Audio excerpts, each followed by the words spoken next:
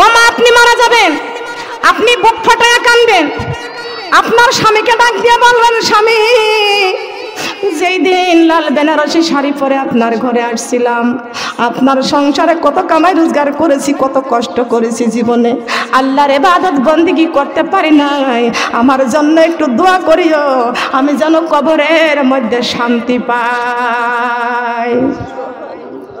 কথা বলেন ঠিক কিনা?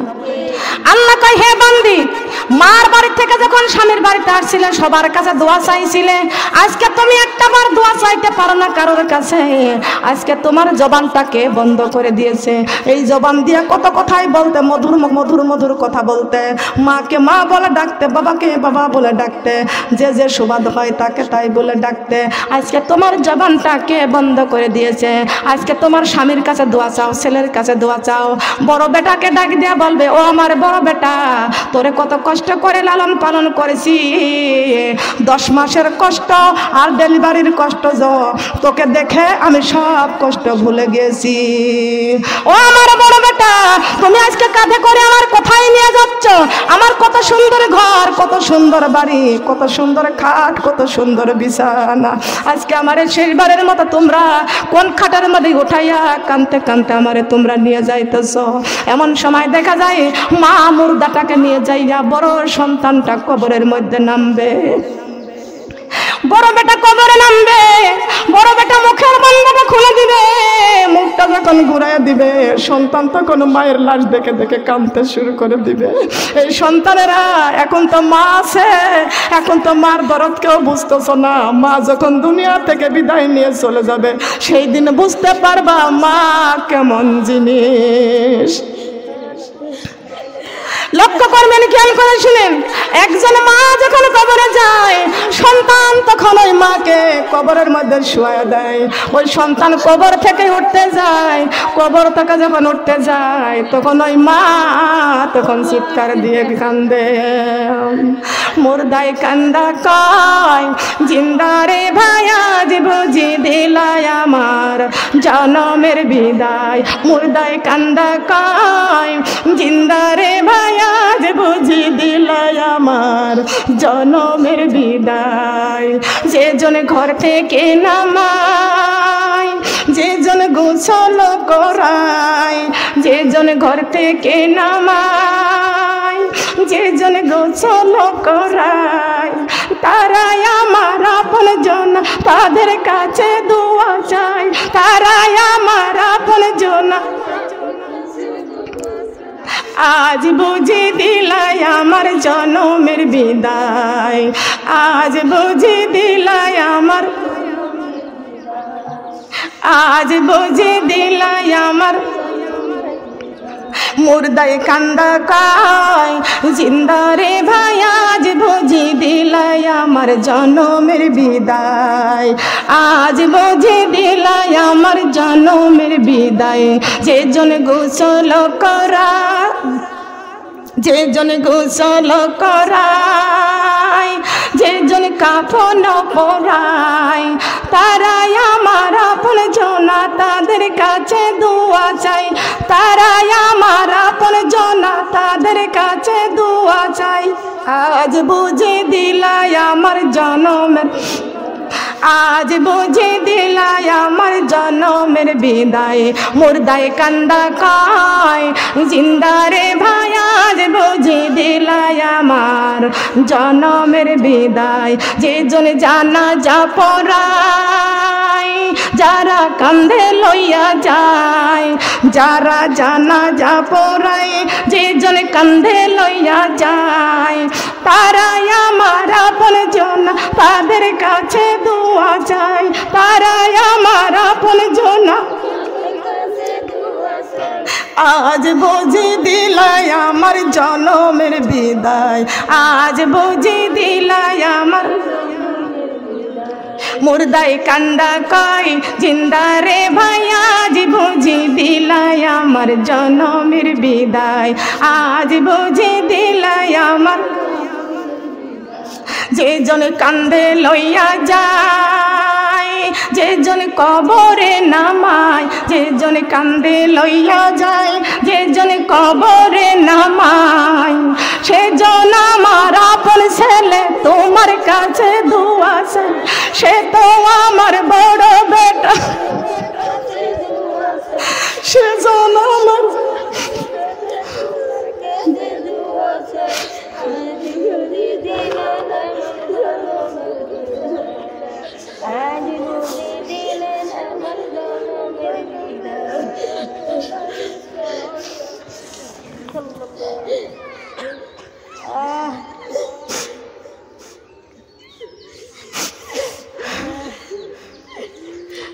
যেজন কান্ধে লইয়া যায়, যেজন কবরে নামায়, সে হলো আমার বড় বেটা, তোমার কাছে দোয়া চাই, আজ বুঝি দিলাই আমার, আজ বুঝি দিলাই আমার।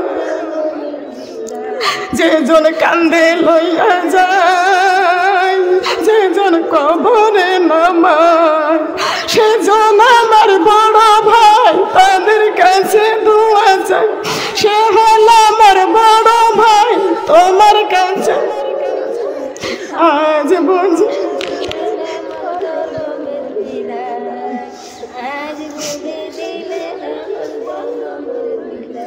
যেজন কান্ধে লইয়া যায়, যেজন কবরে নামায়, তুমি আমার আব্বা জান, তোমার কাছে দোয়া চাই, তুমি আমার আব্বা জান, তোমার কাছে দোয়া চাই, সারা জীবন শান্তি পাই যেন ওই না কবরে, আমি সারা জীবন শান্তি পাই যেন এই না কবরে। এই যে সুন্দর দুনিয়ায় আমার আপন কেহ নাই, এই যে সুন্দর দুনিয়ায় আমার আপন কেহ নাই, কোরআন ছাড়া কবরে আপন সাথী পাইলাম না, কোরআন ছাড়া কবরে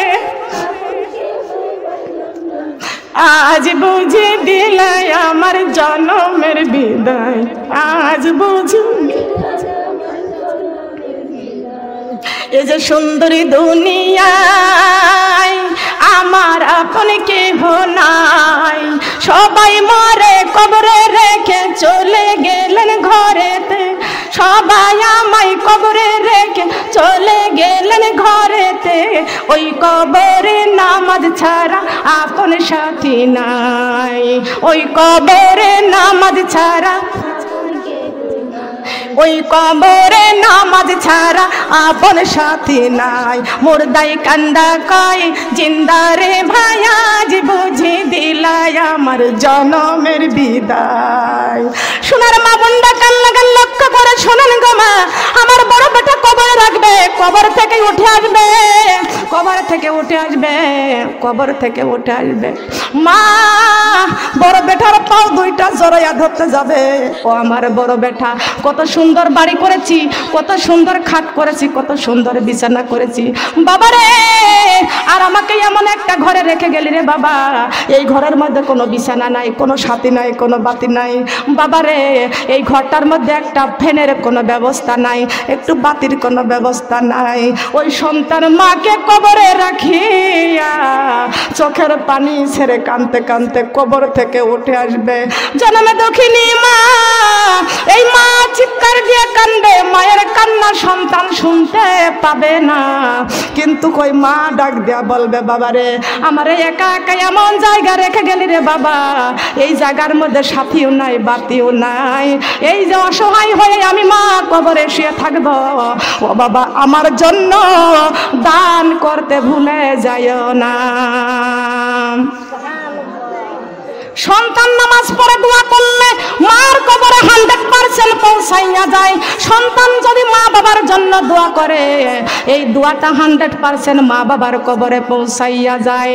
সন্তানের জন্য, মা বাবার জন্য সন্তানের এমন একটা দোয়া আল্লাহ পাক রব্বুল আলামিন দিয়েছেন, অকরিনা অকুর রব্বির হামহুমা কামা রব্বায়ানি সগীরা, অকুর রব্বির হামহুমা কামা রব্বায়ানি সগীরা।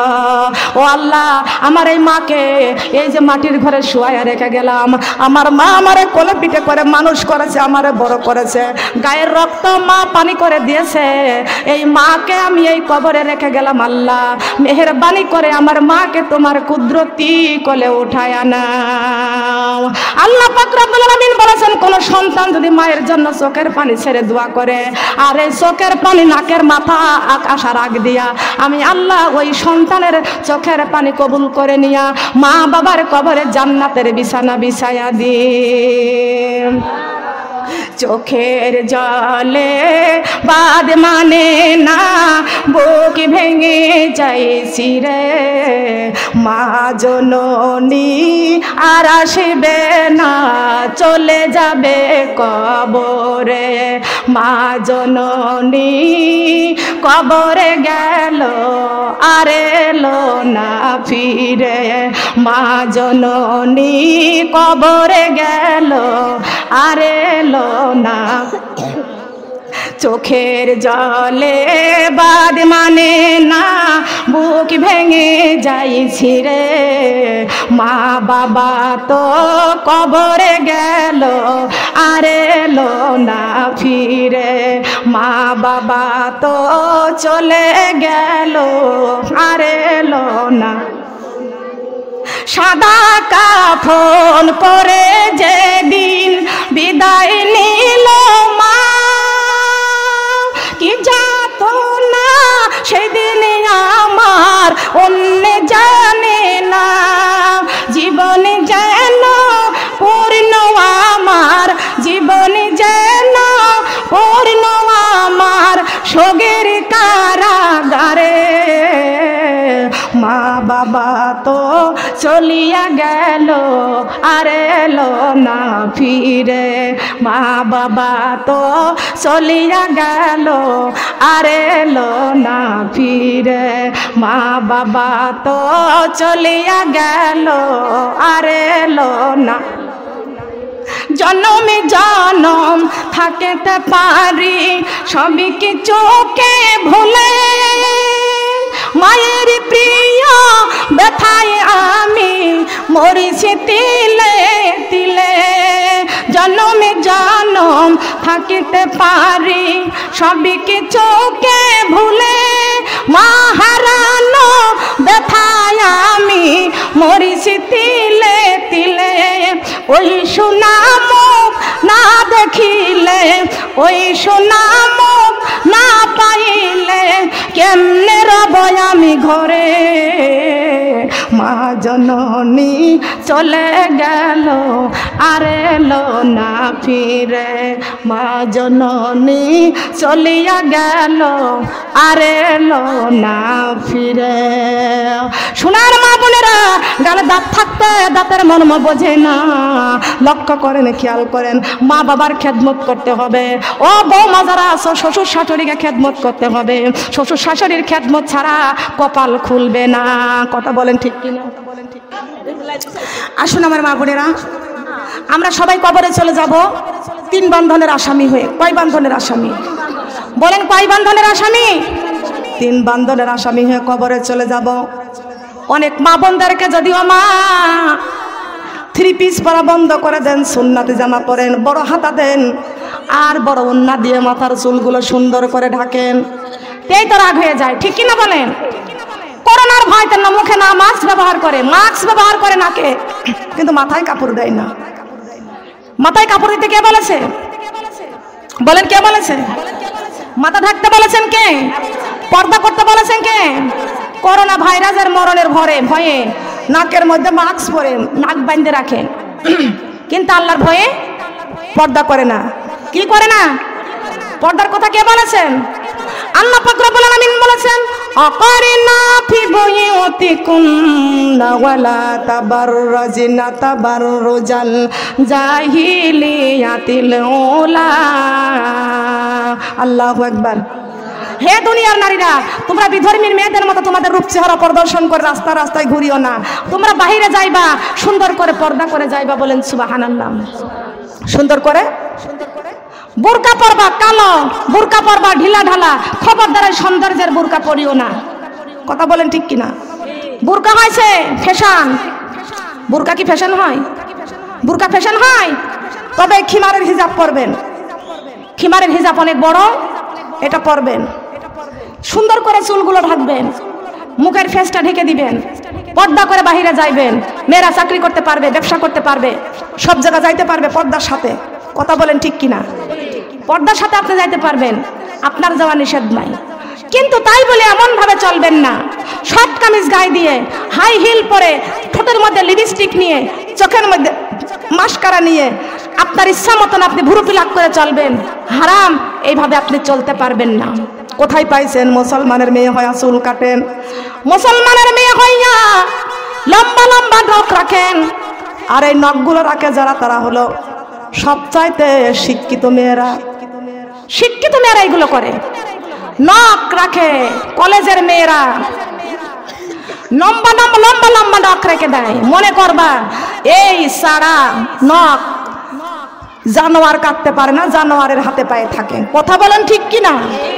কুত্তা শিয়ালের পায়ে থাকে। তুমি তার কুত্তা শিয়াল না, তুমি আশরাফুল মাখলুকা, তুমি একটা শিক্ষিত মেয়ে। তোমার হাতে কেন এত বড় বড় নখ থাকে? হারাম ওইগুলো থাকা। কথা বলেন ঠিক কিনা? মিথ্যা কথা বললাম? এই প্লাজো পরা বন্ধ করবেন। প্লাজো আপনার কাঠখোড়া বের হয়ে থাকে। কোন মেয়ের কাঠখোড়া বের করে কাপড় পরলে আল্লাহর নবীজির শাফায়াত পাবে না। কথা বলেন ঠিক কিনা? বিশ্বনবীর শাফায়াত যদি পাইতে চাও, আল্লাহর জান্নাতে যদি যাইতে চাও, এই যে টিকের উপরে কাকড়া মারা বন্ধ করে দাও, প্লাজো পরা বন্ধ করে দাও, শর্ট কামিজ পরা বন্ধ করে দাও। কোথায় পাইছো? ভারতের সিরিয়ালগুলো দেখে দেখে আজকে জিন্সের প্যান্ট পরো মেয়েরা। হারাম পোশাক পরা বন্ধ করে দাও। আল্লাহ পাক রব্বুল আলামিন বলেছেন, কোন নারী যদি পুরুষের পোশাক পরে ওটা হারাম। কথা বলেন ঠিক কিনা? কোন পুরুষ ছেলে কোন নারীদের পোশাক ব্যবহার করতে পারবে না। পুরুষেরা গলায় চেন করতে পারবে না, পুরুষেরা কানের মধ্যে দুল করতে পারবে না। এখনকার মায়েরা যদি দুইটা সন্তান মারা যায়, ও কি করে আরেকটা সন্তান যদি হয়, ছেলে হলে কানের মধ্যে কান ফুরাইয়া বালি দিয়ে দেয়। কথা বলেন ঠিক কিনা?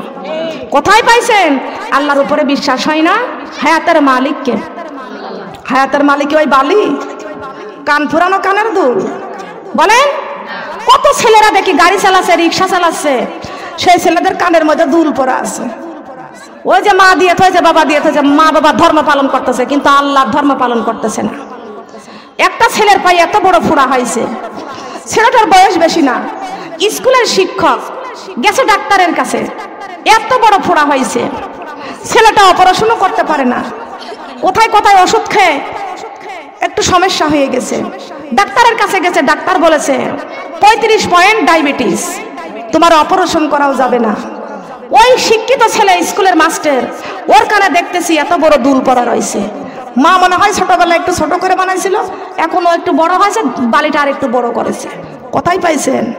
তোমার পায়ের মধ্যে যা হয়েছে ব্যারাম, তোমার যা ডায়াবেটিস ধরেছে, একমাত্র আল্লাহ ছাড়া কেউ পৃথিবীতে চিকিৎসা দিতে বলেন পারবে কি?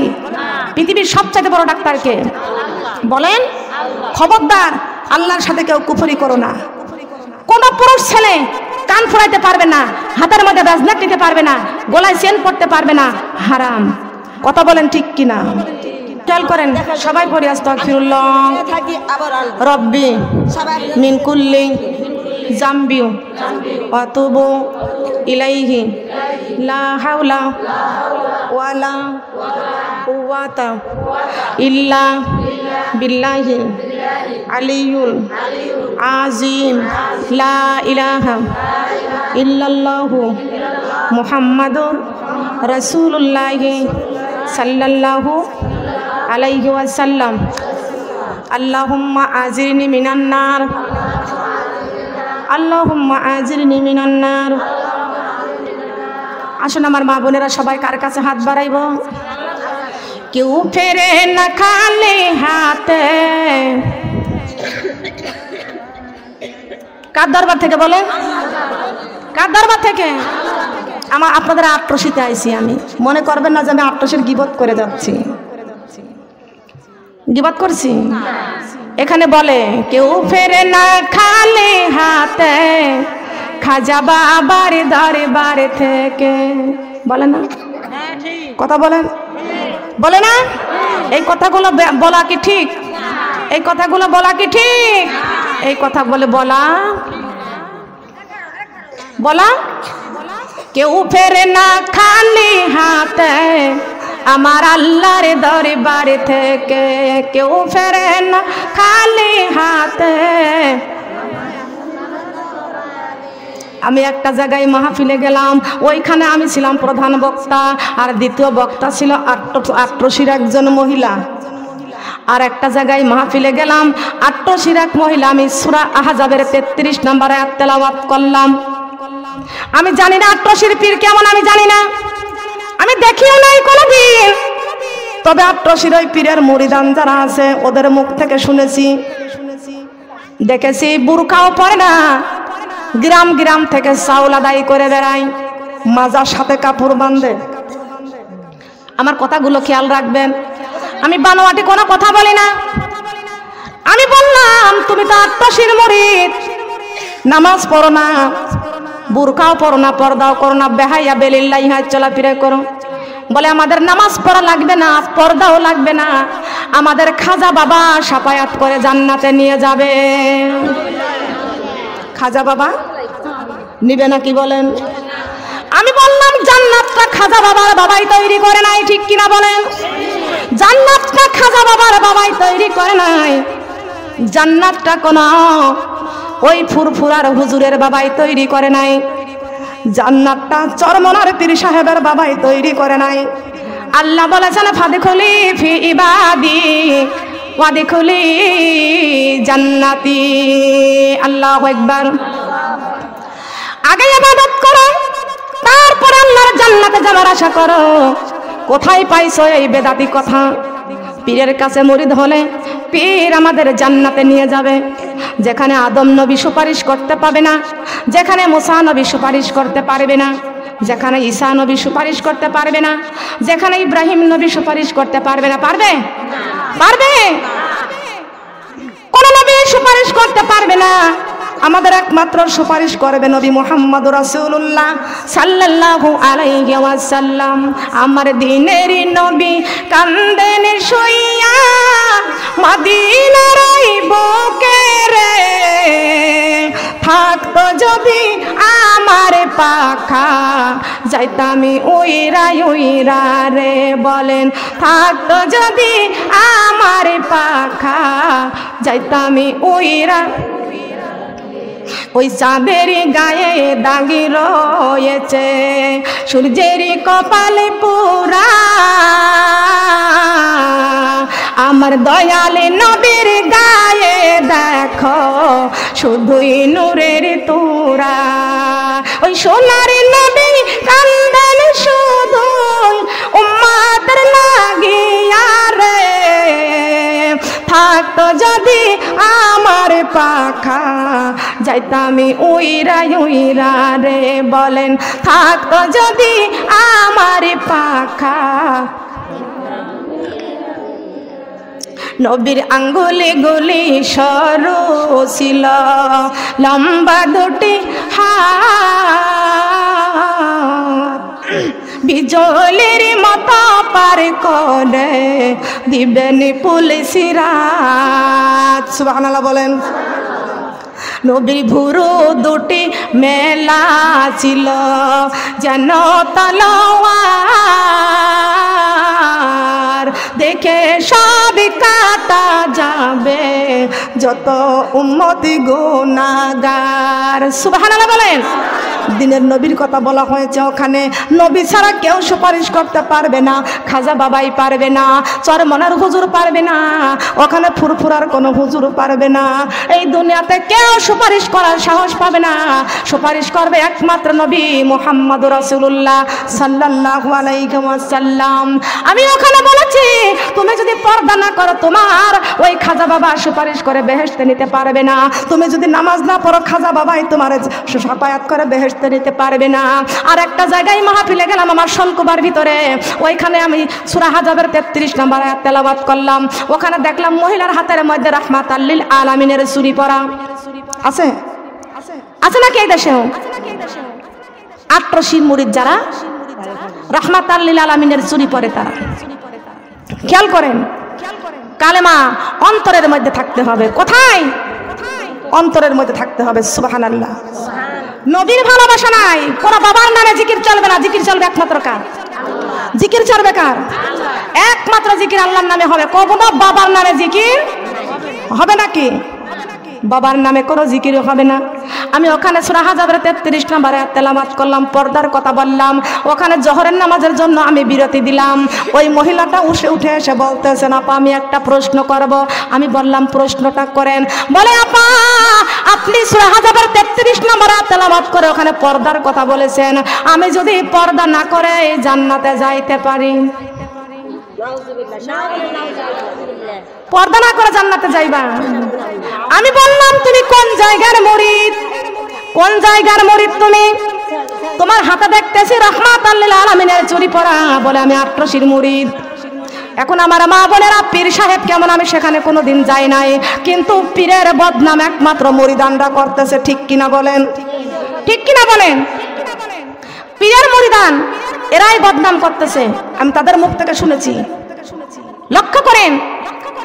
আমি বললাম তুমি মহিলা আট্রসির মুরিদ হয়ে তুমি বসে আছো। আল্লাহর কোরআন যদি বলেছে, আল্লাহর কোরআন বলেছে পর্দা না করলে তুমি জান্নাতে যাইতে পারবে না। আর তুমি মহিলা যদি পর্দা না করে জান্নাতে যাও, আল্লাহর কোরআন কি মিথ্যা? আল্লাহর কোরআন কি মিথ্যা? জালিকাল কিতাব, এই কিতাবের মধ্যে কোনো ভুল নাই, কিতাবের মধ্যে কোনো ভেজাল নাই, কিতাবের মধ্যে কোনো সন্দেহ নাই। এই কিতাবটা মেনেই আমাদের কবরে যাইতে হবে, এই কিতাবটা নিয়ে আমাদের কবরে যাইতে হবে। আর কোরআন শরীফের মধ্যে পর্দার কথা আল্লাহ পাক রব্বুল আলামিন বলেছেন, তুমি যদি পর্দা না করো তবে তোমার ওই খাজা বাবা জান্নাতে দিতে পারবে না। কথা বলেন ঠিক কিনা? পারবে না? পারবে না কি বলেন? তাহলে আমাদেরকে পর্দা দরকার আছে কিনা? আছে। খবরদার এই ফ্যাশন বোরকাগুলো বন্ধ করে দেবেন। যুবতী মেয়েদেরকে বলি, তোমরা এমন এমন বোরকা পরো, ডানা কাটা পরি, খবরদার ওই জর্জেট ফ্যাশন এইগুলো রেশমি বন্ধ করে দাও। এইগুলো পরবা না। বোরকা পরবা কালো, বোরকা পরবা ঢিলা ঢালা, আর উন্নাটা ভালো করে গায়ে দিবা। এখনকার মেয়েরা উন্না ভাঁজ করতে মাথার উপর রাখে, গায়ে রাখে না। কথা বলেন ঠিক কিনা?